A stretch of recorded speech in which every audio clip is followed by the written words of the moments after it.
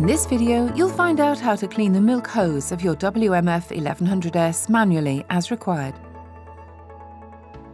Switch the machine off, pull out the cover of the coffee spout and remove the milk foamer, including the milk nozzle. Remove the blue aperture and pull carefully outwards until you can access the milk hose attached to it. Remove the milk hose from the aperture. You can now pull the milk hose out of the left-hand side of the machine. To prepare the cleaning solution, you will need the WMF Special Cleaner for milk foamers supplied. The special cleaner has a dosing device. To measure out a dose, open the bottle. Squeeze gently to fill the dosing device with 5 millilitres. Add the special cleaner to half a litre of warm water. Soak the milk hose in the cleaning solution for at least 5 hours.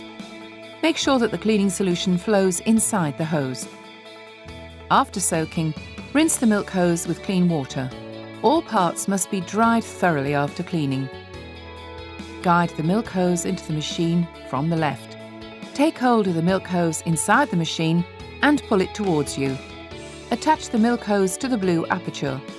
Hook the aperture in on the right and press the left-hand side of the aperture back until it clicks into place. To avoid pinching, make sure that you guide the milk hose backwards at the same time. Next, reposition the milk foamer, including milk nozzle, and attach the cover with a coffee spout to the machine.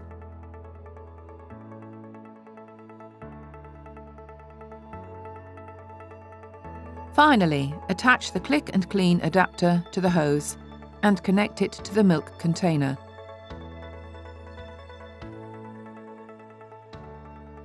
Your WMF 1100S is now freshly cleaned and ready for use once more.